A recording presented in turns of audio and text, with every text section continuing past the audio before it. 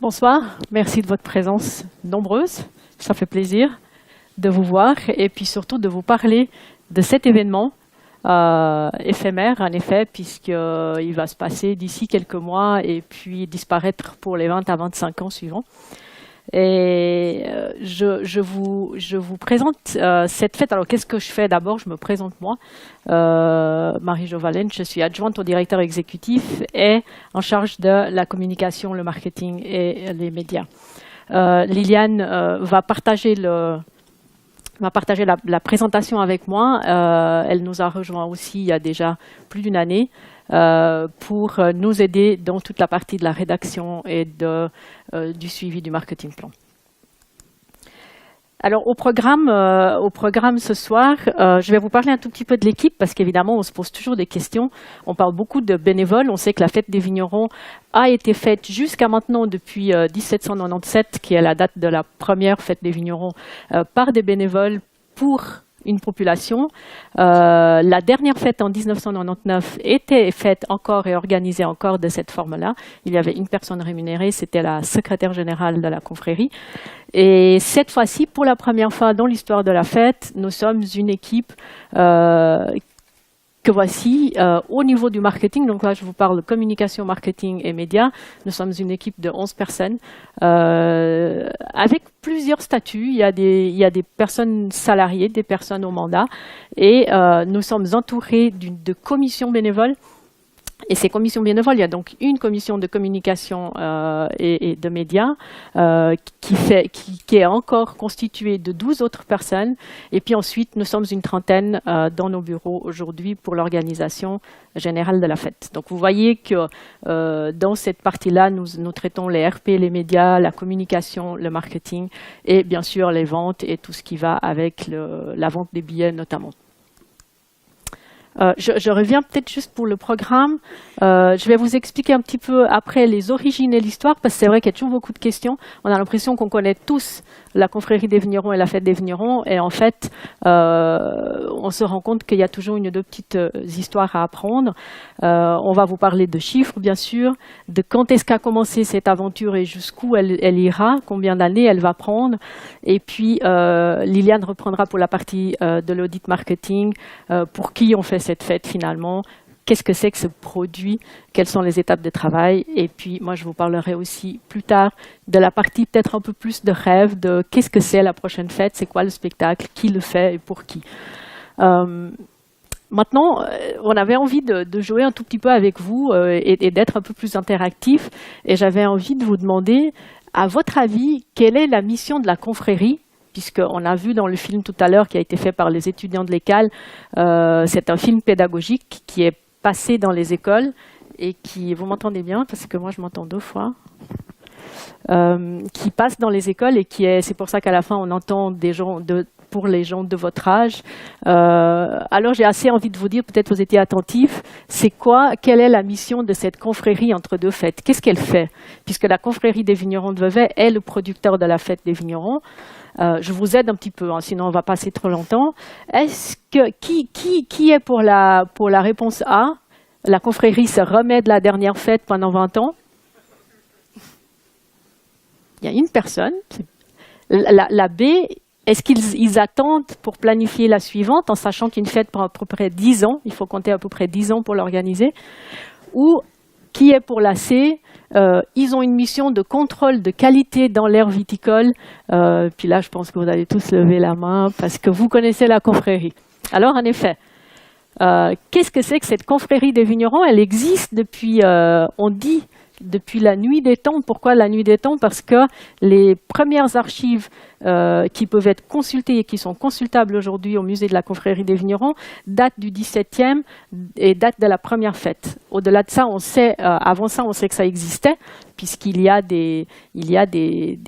certaines pièces qui nous font croire que ça existait, mais on ne peut pas dire avec certitude que ça existait depuis telle année à tel moment. Donc on parle dès le XVIIe siècle. Et qu'est-ce que c'était cette fête? Elle n'a pas toujours été ce qu'elle est aujourd'hui. La première fête des vignerons a eu lieu en 1797. Avant ça, c'était une parade dans la ville de Vevey. C'est-à-dire qu'à cette époque, les propriétaires terriens et les gens de Vevey se retrouvaient le dimanche au culte et une fois par année, ils allaient, comme vous avez vu dans le film, ils faisaient défiler leurs vignerons tâcherons qui étaient jusqu'au siècle des Lumières, jusqu'au XVIIIe, plutôt punis d'avoir mal travaillé parce qu'ils avaient, par exemple, planté des légumes au milieu des parchets, parce qu'ils avaient fait rentrer les animaux dans les vignes, parce qu'ils n'avaient pas taillé dans les temps, etc.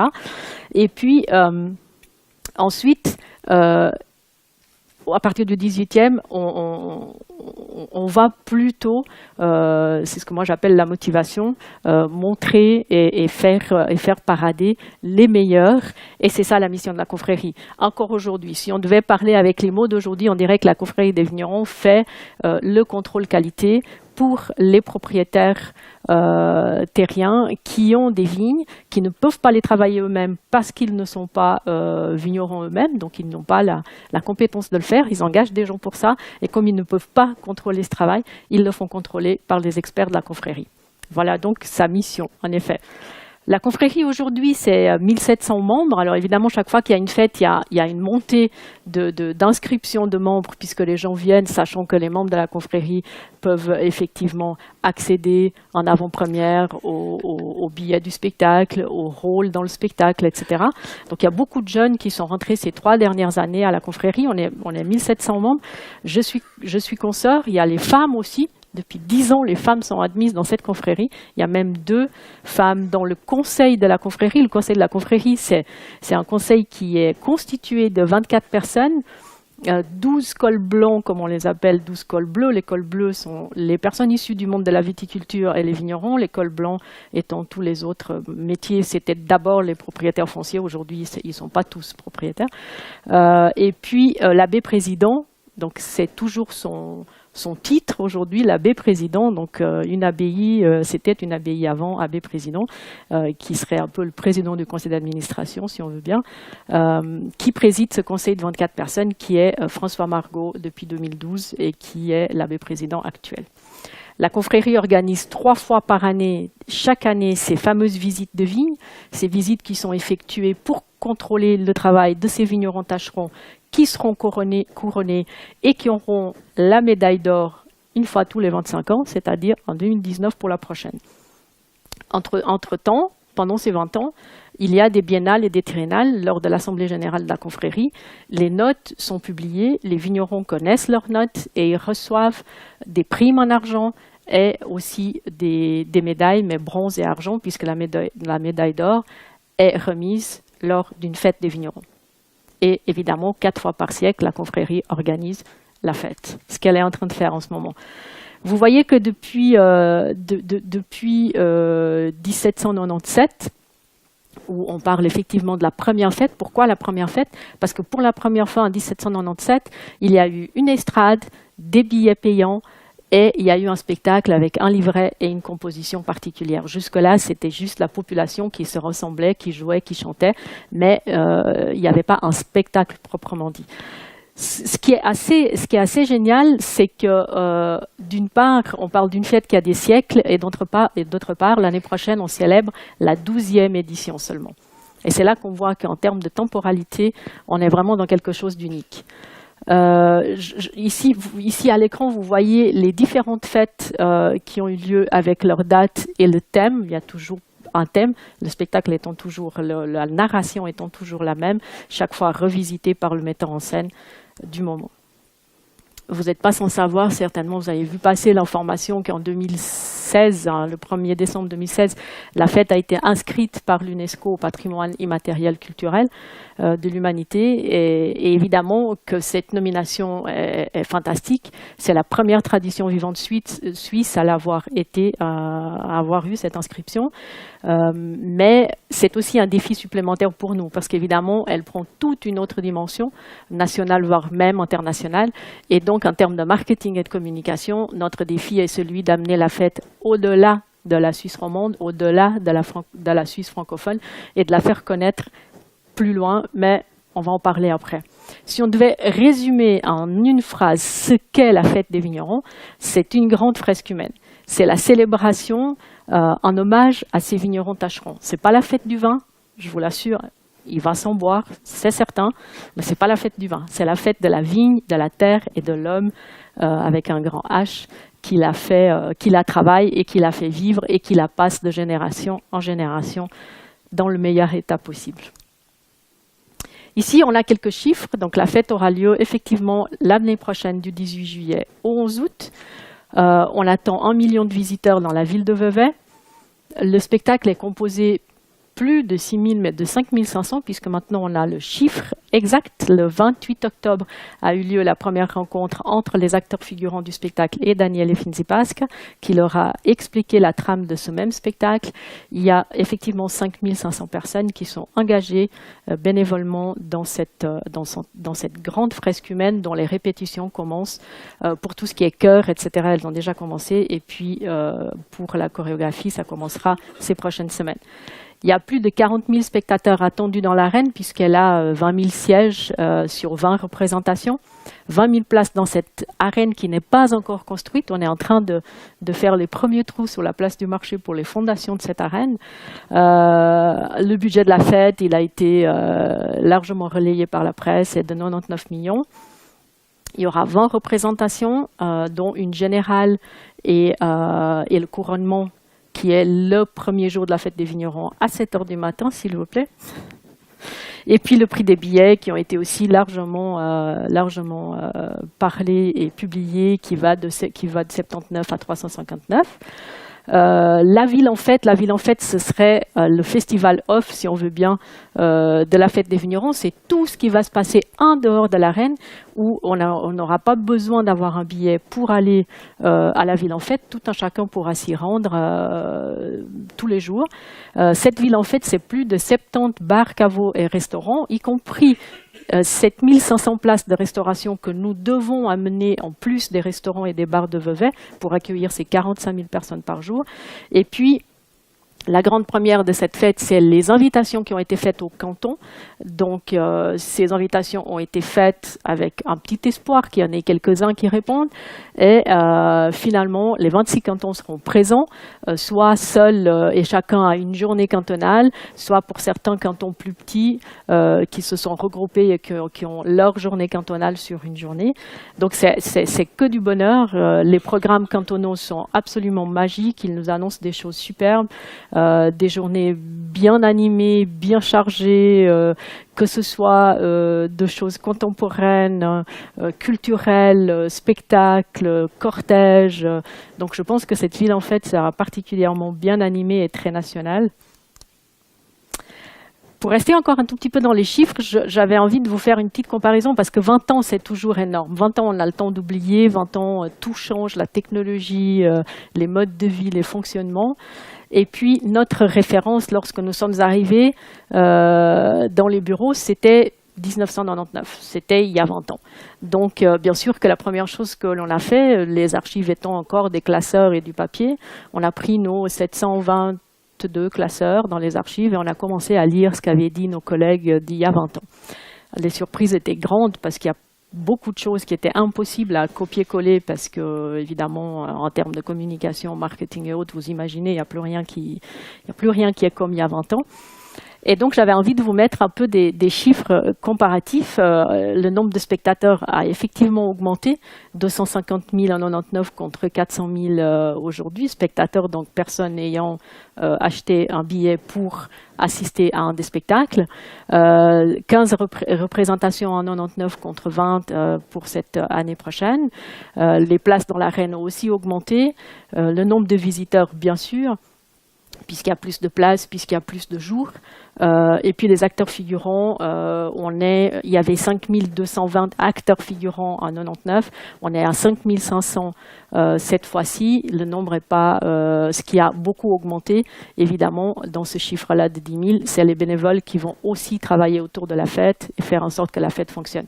Tout est devenu un peu plus compliqué.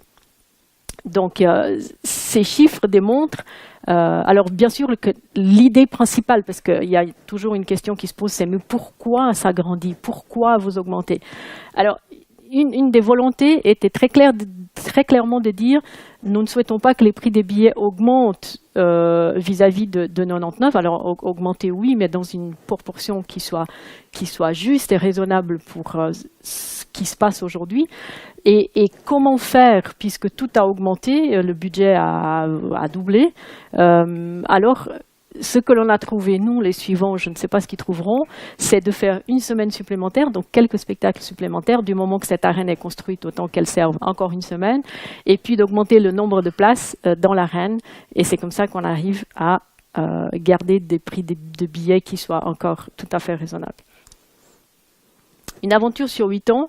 Ça, c'était pour vous donner une idée de quand est-ce qu'on a commencé. On dit aussi souvent la fête des vignerons a lieu tous les 25 ans. Alors, c'est ni les 20 ni les 25, pour répondre à éventuelles questions que quelqu'un pourrait avoir. Il n'y a pas de... C'est pas écrit quelque part. Il n'y a pas de définition. Est-ce que c'est 20? Est-ce que c'est... On dit une fois par génération parce que c'est entre 20 et 25 ans et ça dépend d'énormément de choses et de paramètres. Mais c'est la confrérie qui décide. À un moment donné, il est temps de relancer une fête. Et là, c'était en 2010 qu'il y a eu cette idée de relancer une nouvelle fête. Pourquoi? Parce qu'il y a eu un élan très particulier dans la ville de Vevey où tout d'un coup, en 2010, pendant la Saint-Martin, sauf erreur, tout d'un coup, un groupe d'anciens figurants de 99 ont mis leur costume 99 et sont sortis dans la rue pour dire, bah voilà, maintenant on est prêt, on peut y aller, on peut commencer à organiser la suivante. Et là, la confrérie, en 2012, a élu son abbé président François Margot, c'est toujours lui. Et à partir de là, ils ont commencé à discuter. Et après, il faut compter à peu près 10 ans pour que cette organisation arrive au bout. Parce que la première chose, c'est, vous voyez, définition, on fixe la date. La date est toujours une année impaire pour éviter les Jeux Olympiques et les mondiaux de football, par exemple, qui sont toujours dans une année paire. Et puis, c'est toujours une année impaire. Et puis, il faut qu'il y ait un conseil de confrérie qui a envie de prendre cette responsabilité. Les conseillers de la confrérie et l'abbé président sont des bénévoles. Ils font ça comme nous, on peut faire ça dans les différents clubs services qu'on fréquente. Et à un moment donné, il faut qu'une équipe se dise, voilà, on est prêt, on y va. Et cette équipe-là l'a dit, l'a fait, et la première chose qu'ils font, c'est commencer à la recherche d'un metteur en scène qui doit en principe être suisse, sauf si on n'en trouve vraiment pas. Puis ensuite, une fois que vous avez trouvé votre metteur en scène suisse ou vos metteurs en scène suisse, il faut qu'ils soient disponibles, qu'ils aient envie de prendre ce défi. Et ce qui a été fait en 2013... avec la nomination de Daniel et Finzipas, ensuite il y a eu la nomination de Frédéric Hall, qui est le directeur exécutif, une équipe artistique qui a suivi derrière en 2015, et puis en 2016, on a commencé à travailler, on a ouvert les premiers bureaux, enfin le bureau à Vevey, et le travail a commencé à se faire au niveau de l'exécution et de la conceptualisation de cette fête, jusqu'à aujourd'hui, et puis jusqu'à l'année prochaine, on l'espère. Voilà, je crois que je vais passer la parole à Liliane, qui va vous parler plus de marketing. Alors, un peu comme on a commencé tout à l'heure sur la partie historique, on va commencer par une question aussi, qui est la question que nous nous sommes posée au moment de commencer le chantier de la stratégie marketing pour la fête des vignerons. Donc, on s'est posé cette question. Aujourd'hui, on a la réponse. Donc, je vais vous demander aussi ce que vous en pensez. À votre avis, en 2017, le taux de notoriété spontanée de la fête des vignerons était de 73%, 27% ou 7%. Qui pense que 73% était le bon résultat? Un bon tiers. 27%, 7%. Eh bien, la minorité a raison. Nous avons commencé, le premier chantier que nous avons fait dans cet audit marketing a été de mesurer la notoriété de la fête des vignerons en Suisse. Nous avons donc commencé avec une étude qui a été faite donc, à l'automne 2017 auprès de 1300 personnes en Suisse. Et quelle ne fut pas notre surprise d'apprendre, comme vous, que la notoriété de la fête des vignerons est relativement basse. Avec 7% de la population suisse qui connaît de manière spontanée la fête des vignerons, mais pas seulement. Ce qu'on a aussi remarqué à ce moment-là, c'est que très peu de personnes en Suisse alémanique connaissent la fête des vignerons. Autre élément qu'on a aussi remarqué, c'est qu'au sein de la population plus jeune, donc là des 15-29 ans, on a aussi des taux de notoriété qui sont relativement bas. Mais on est rassuré parce qu'on se rend compte que 81% des Beauvaisans connaissent la fête des vignerons, donc on se sent bien parce qu'on a ce chiffre-là qui nous anime, mais on a quand même des premiers chiffres avec un premier bilan qui va nous donner des indications sur les activités que nous allons devoir mettre en place pour faire connaître la fête. On remarque aussi que l'impact et le rôle de la fête sont assez peu connus du grand public. Autre élément qu'on remarque aussi à travers cette étude, la fête des vignerons est énormément confondue avec les fêtes des vendanges. Donc on a beaucoup de personnes qui nous ont dit « La fête des vignerons, je connais, j'y étais l'année passée à Neuchâtel ». Bon là, on se dit, on a un petit souci, on a quand même 2-3 choses sur lesquelles on va devoir encore travailler, mais de nouveau, ça nous donne une indication, puisque parmi les personnes qui disent connaître la fête des vignerons, peu de personnes peuvent vraiment dire « Elle se passe à Vevey tous les 20 ans ». Donc ça nous donne déjà 2-3 éléments sur lesquels on a basé la stratégie marketing de la fête. Autre élément aussi dans l'audit marketing qui avait son poids, comme Marie-Jo l'a mentionné tout à l'heure, c'est cette nomination en décembre 2016 au patrimoine mondial immatériel de l'UNESCO, qui évidemment donne cette envergure internationale et qui va encore plus nous pousser dans la stratégie à sortir de Vevey et à sortir de la Suisse romande. Et puis, ce qu'on remarque aussi, c'est que 20 à 25 ans entre chaque événement, on oublie. Quand on va chaque année à des événements ou à des festivals de musique ou autres, on a des références qui sont là et qui restent. Quand il se passe 20 à 25 ans, c'est une génération. Donc ça veut dire que la notion de l'oubli est extrêmement importante et il va falloir travailler aussi sur cet élément-là. On a ensuite réfléchi à la notion de à qui s'adresse finalement cette fête des vignerons. Ce qui est très important ici et très symptomatique de cette manifestation, c'est la notion d'intergénérationnalité. On adore ce mot, mais qui a quand même tout son sens ici. On s'adresse à différentes générations. On s'adresse à une génération d'un spectateur qui est habitué, qui est déjà venu à 1 voire 2 précédentes éditions, qui a des attentes, parce qu'il est venu à un spectacle, parce qu'il a eu des souvenirs, parce qu'il a eu des émotions, et il a des attentes par rapport à l'édition à venir. Ce qui est intéressant pour nous, c'est qu'au sein, donc là, Pierre, 63 ans, qui représente cette cible-là, notre rôle, c'est de raviver la flamme. C'est de réveiller ses souvenirs pour lui rappeler tous les bons moments qu'il a pu passer sur les précédentes éditions et lui donner envie de venir. On parle ensuite à une deuxième génération qui est souvent un nouveau spectateur, donc il ne connaît pas forcément la fête des vignerons. Nous avons donc un travail important à faire au sein de cette cible pour lui dire ce qu'est la fête, quelles sont ses valeurs, pour justement pas avoir ces éléments de confusion qu'on a pu remarquer dans l'étude de notoriété, et pour lui expliquer l'aspect unique de la manifestation et lui donner envie de venir en tant que spectateur. Et ensuite, on a une troisième génération. Et là, on a deux profils qui se distinguent. On a les familles qui viennent, qui vont venir participer à la ville en fête, qui vont venir voir des cortèges, qui vont venir en famille.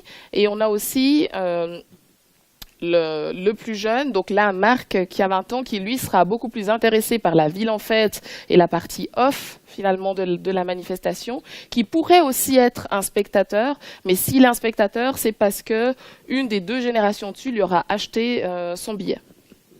Donc, on va clairement travailler autour de ces différentes cibles.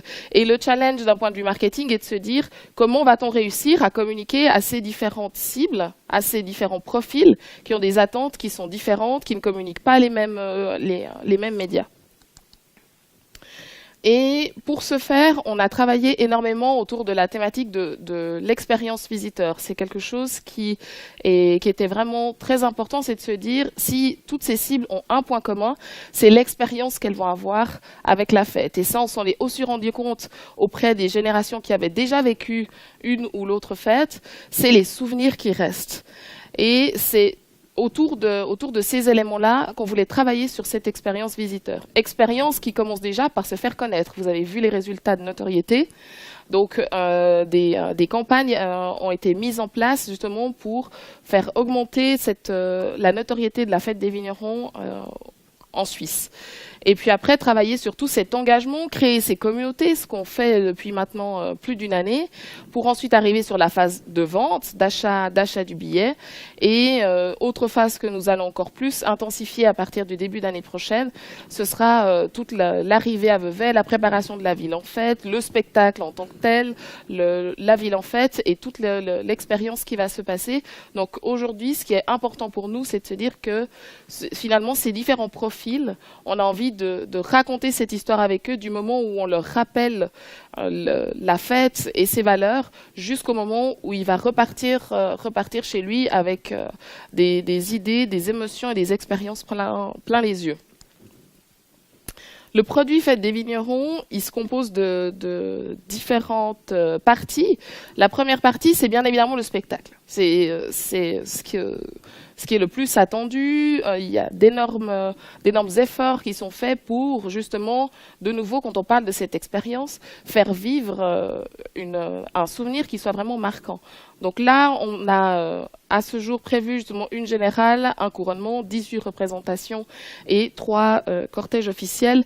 Le visuel que vous voyez là, qui est le visuel de l'affiche, que je l'espère, vous avez pu voir sur quelques médias ces derniers temps.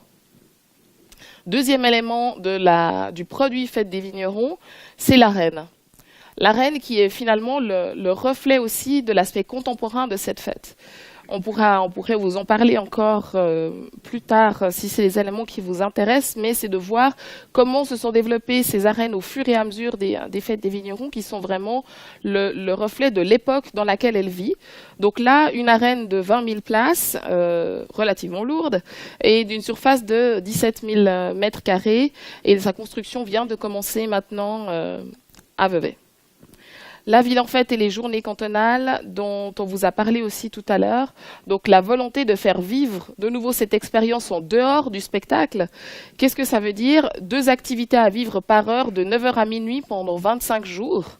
Donc c'est un programme relativement dense, mais qui va aussi être ponctué et animé grâce aux cantons qui ont répondu présent et qui vont permettre que chaque journée soit vraiment différente. Un programme va venir de la part de la Fête des vignerons, mais les cantons vont aussi pouvoir amener leurs couleurs et leurs touches à chaque journée.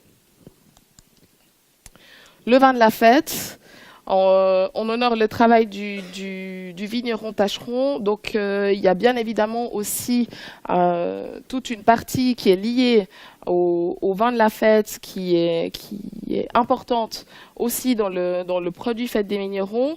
Donc 2 premiers vins en blanc et en rouge Chablais-Lavaux, 500 000 bouteilles qui sont actuellement accessibles à tous. Et puis une deuxième 60. cuvée. Pardon ? 60 000. 000. Pardon.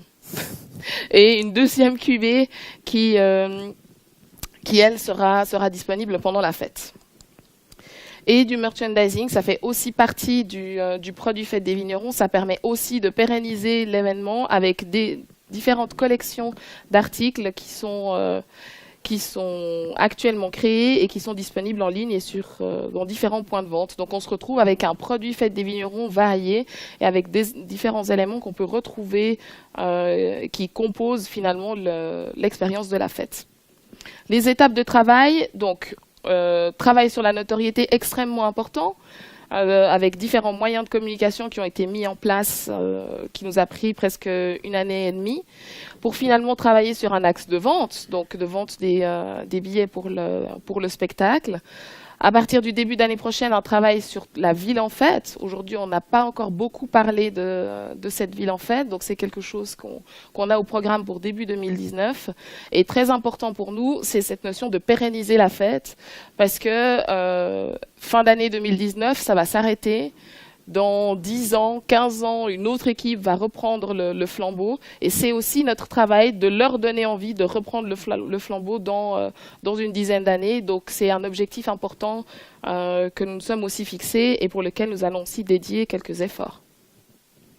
Un marketing omnicanal avec différents éléments qui ont été mis en place et des moyens de communication qui ont été mis en place au fur et à mesure du temps, certains qui sont en partie terminés, d'autres qui sont en cours maintenant et d'autres encore à venir. Je ne vais pas tous vous les décrire, il y a beaucoup de termes là que vous connaissez. Ce qui était important pour moi, c'était de parler de certains axes en particulier. Un qui est le Tour de Suisse promotionnel. Alors quand on a vu les résultats de cette notoriété, on s'est dit il faut aller au contact. Il va falloir aller trouver cette population suisse et on a mis en place un Tour de Suisse promotionnel qui a eu une dizaine de dates, qui est maintenant actuellement aux Automnales à Genève, qui nous permet justement d'entrer en contact avec ces différentes cibles, de rappeler les valeurs, de raviver la flamme et de parler de la fête. On a toute une partie de marketing d'influence aussi sur laquelle on travaille beaucoup. Dans les chiffres qui vous ont été présentés, vous voyez 10 000 personnes entre des figurants, entre des bénévoles qui œuvrent pour la fête. Notre marketing d'influence, il est là. Ces personnes-là sont les meilleurs ambassadeurs de la fête. Ils l'ont été, ils ont distribué aussi des kits promotionnels. Ce sont vraiment des personnes qui véhiculent les valeurs et le message de la fête des vignerons à la plus grande population. Toute une partie aussi de communication interne pour fédérer ces différentes commissions qui travaillent et œuvrent énormément pour la fête des vignerons, des newsletters, des événements dédiés pour eux, une application dédiée aussi pour eux, donc avec différents moyens qui ont été mis en place à ce moment-là. Le magazine, que vous allez aussi avoir l'occasion de voir tout à l'heure, qui est aussi un support éditorial extrêmement important, qui nous permet de prendre un peu plus de temps pour parler de la fête à venir, pour parler des valeurs, pour présenter les différents acteurs qui œuvrent pour la fête des vignerons 2019. Avec 2 tirages pour l'instant qui sont prévus. Et puis tout un axe marketing digital, autant dire que celui-là n'existait absolument pas en 1999 et c'est là qu'est le gros challenge et le gros travail à faire, qui est justement d'utiliser les moyens digitaux que nous connaissons aujourd'hui, avec bien évidemment des présences sur les réseaux sociaux, sites internet, emailing, applications diverses et beaucoup d'idées qui sont encore échangées pour permettre aussi de viraliser un maximum ce message que nous souhaitons transmettre. Je vais maintenant repasser la parole à ma chère Marie-Jo qui va vous parler un petit peu plus du contenu artistique. On va quand même vous parler un peu de la fête. Le marketing, c'est bien, mais maintenant c'est la fête. Alors j'avais juste envie de vous, parce que j'imagine que vous avez vécu, enfin pas vécu, mais suivi en tout cas de près ou de loin les petites polémiques et les grandes polémiques autour de la fête des vignerons, parce qu'il n'y a pas que des choses positives dans tout ça, et puis d'ailleurs même les polémiques sont positives parfois, parce que ça nous permet de nous améliorer et de tirer des leçons de plein de choses. Alors j'avais envie de vous poser cette question, de quelle nationalité est Daniel Efinzipaska? Donc Daniel Efinzipaska est le metteur en scène de la fête des vignerons de 2019. Donc c'est lui qui est en train de nous créer, de nous concocter ce spectacle. Est-ce qu'il est italien? Est-ce qu'il est canadien? Est-ce qu'il est suisse? Qui dit A? Qui dit B? Qui dit C? Effectivement, il est suisse. Même si tout le monde voudrait qu'il soit autre chose, et non, il est suisse, il est tessinois, il est né à Lugano, il vit à Lugano, mais il a effectivement vécu très longtemps au Canada, au Québec notamment, à Montréal, et il parle italien.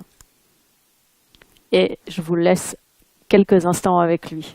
on se retrouve 20 ans après avec des nouvelles technologies et l'envie de développer quelque chose qui puisse être touchant, émouvant, qui puisse raconter le sens profond de cette fête, et en le faisant avec des possibilités extraordinaires qui nous donnent en ce moment la technologie.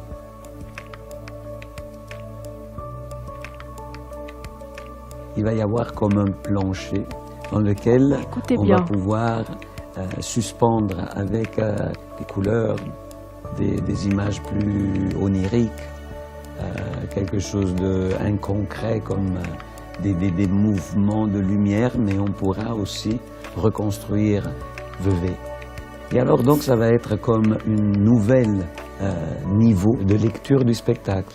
On va utiliser des solutions qui vont laisser bouche ouverte les spectateurs. Ça va être un spectacle très adrénalytique, je veux dire avec beaucoup d'énergie, mais aussi très énormément poétique.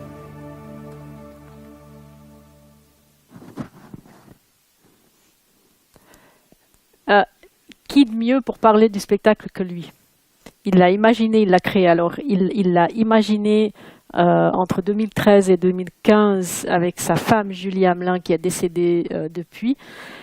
C'est donc, ce spectacle sera très émotionnel. C'était une demande de la confrérie, c'était qu'on revienne à quelque chose qui touche les gens, c'est qu'on revienne à un spectacle où on parle de l'homme, où on parle de la vie de tous les jours, où chacun d'entre nous, assis sur son siège en train de regarder le spectacle, pourra se retrouver, pourra se reconnaître.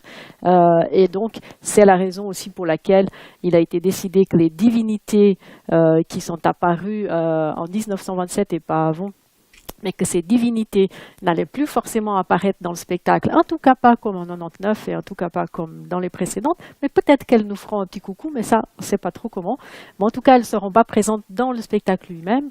Ce spectacle, ça va être une narration qui va être racontée par une petite fille qui s'appellera Julie, un hommage à Julie Hamelin, et son grand-père. Et c'est cette petite fille qui va poser des questions, parce que c'est tout le côté intergénérationnel de cette fête et de cet événement qui va aussi être partie de cette narration. Et c'est les questions, à travers les questions de cette petite fille à son grand-père, que les tableaux du spectacle, à peu près une vingtaine de tableaux, vont se dérouler, vont arriver les uns après les autres, pour lui expliquer de manière vivante comment la réponse de son grand-père, en fait. Ici, vous voyez la photo qu'on voyait dans le film qui passait au tout début de la soirée. C'est déjà quelques 3000 figurants qui se sont rassemblés avec nous sur le parc du Jardin d'Auray à Vevey pour l'ouverture de la billetterie le 17 septembre dernier. Ça, c'est l'arène, c'est cette fameuse arène dont on parle, mais que vous n'avez pas vue, mais moi non plus. Et que chaque fois qu'on me dit « il faut que je prenne ma place », où ? Eh ben, j'en sais rien, moi non plus. Parce que quand j'ai pris mes places, je me suis posé plein de questions. Parce que pour l'instant, c'est ça. C'est des plans et c'est ça. Et ça, c'est...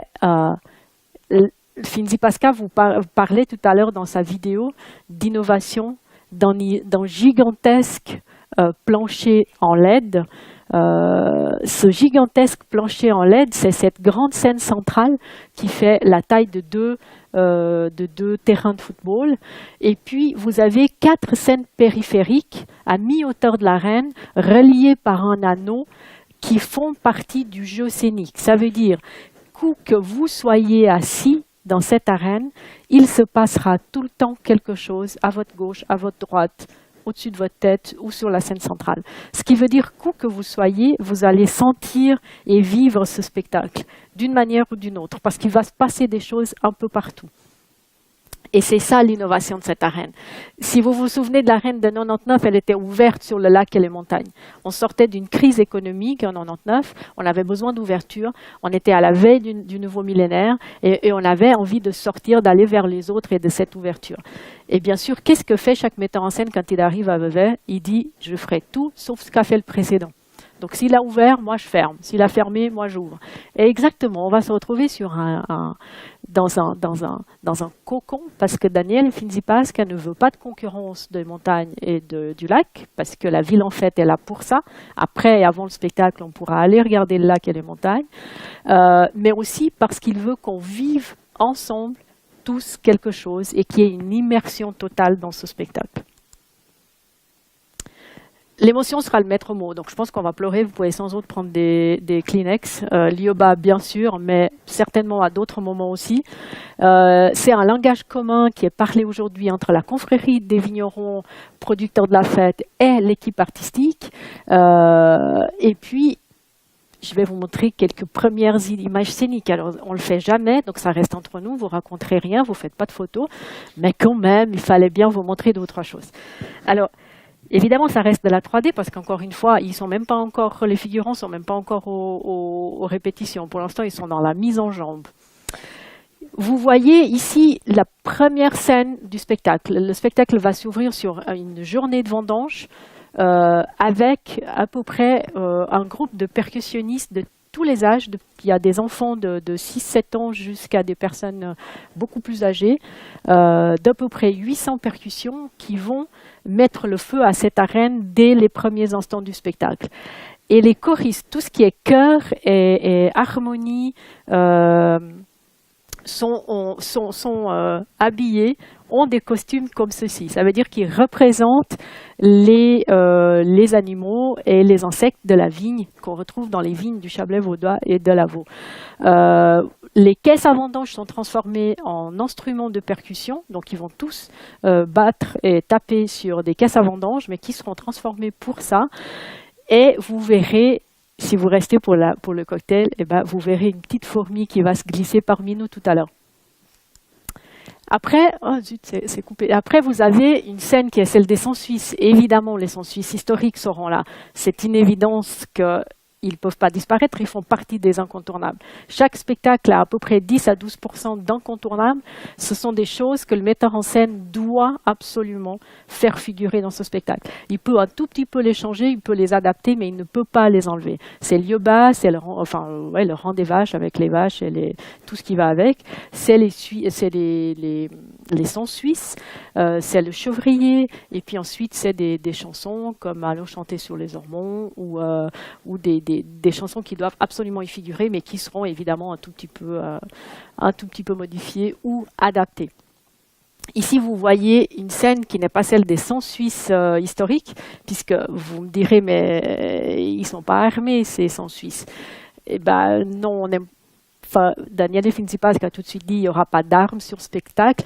Il y aura quand même pour les historiques, mais la grande nouveauté de ces sons suisses, c'est que cette fois-ci, il y aura des sons suissesses. Donc, la femme, le féminin, en tout cas, ressortira énormément dans ce spectacle de 2019. Et une des grandes nouveautés, c'est ça, c'est qu'il y aura sons suisses, mais il y aura aussi sons suissesses. Et si vous êtes attentifs tout à l'heure, il y a peut-être une d'entre elles qui se glissera parmi vous aussi. Et à la place des armes, ils vont travailler et faire leur chorégraphie avec des bâtons LED. Et c'est ce qui donnera sur la scène ces énormes chorégraphies en lumière. Ici, vous avez un autre tableau qui s'appelle La poésie de l'eau. Où ce LED floor, donc ce plancher en LED, qui est en fait comme un gigantesque écran de télévision sous les pieds des 5000 figurants, va se transformer en lac, en vigne, en ciel, en ville de Vevey, c'est pour ça qu'il disait on va reconstruire Vevey, va se transformer dans des tas de choses. Donc plutôt que d'amener des immenses décors et machineries lourdes et énormes, on va travailler avec la projection, du LED et ces fameux écrans gigantissimes qui est visiblement, d'après ce que nous savons, assemblé pour la première fois de cette taille-là. Parce que le plus grand dans le monde, c'est celui du Super Bowl et je crois qu'il fait 800 mètres carrés de moins que celui-ci. Mais c'est des bagatelles. Et les écrans géants ne seront plus des écrans, ce seront les marches des escaliers sur lesquels seront projetés les détails du spectacle. Et puis, vous avez encore quelques croquis de costumes des enfants. Les enfants de la fête seront les insectes pour la plus grande partie d'entre eux, ou alors ils feront partie des tableaux comme la Noce ou la Saint-Martin, où ils seront des enfants accompagnant leur famille. Vous avez ici quelques croquis de la costumière Giovanna Busi. Ça, c'est la robe la robe de vigneronne très traditionnelle qui se transformera en grand numéro de French Quinquan. Il y a à peu près 350 femmes qui seront dans ce tableau. Ici, vous avez des vrais costumes qui ont été montrés le 17 septembre pour l'ouverture de la billetterie. Il y a la fameuse French Quinquan sur votre gauche, la sans Suissesse, la femme bourgeon, et puis en costume de la Saint-Martin, tout à droite. Les enfants, encore une fois, l'équipe artistique, qui sont maintenant 17 personnes, au service de la scénographie, de la chorégraphie, des costumes, de la lumière, de la régie, du son, et puis les quatre compositeurs et librettistes romans, la compositrice principale, et puis je crois que je dois en oublier, mais enfin ils sont toute une série que vous voyez là. Et puis le 31 décembre, je dis le 31 décembre, mais c'est peut-être déjà le 30 octobre, tout s'arrête, tout s'archive, pour qu'il y ait une prochaine génération qui recommence dans 20 ans. Voilà. Moi, je pense que c'est surtout vos questions. Il y aura encore une petite animation sur la reine pour que vous voyez bien ce que j'entendais par ces 5 scènes, etc. Et puis après, c'est surtout vos questions, si vous en avez, qui sont intéressantes parce qu'elles nous ramèneront à des sujets qui vous sont que vous souhaiteriez développer.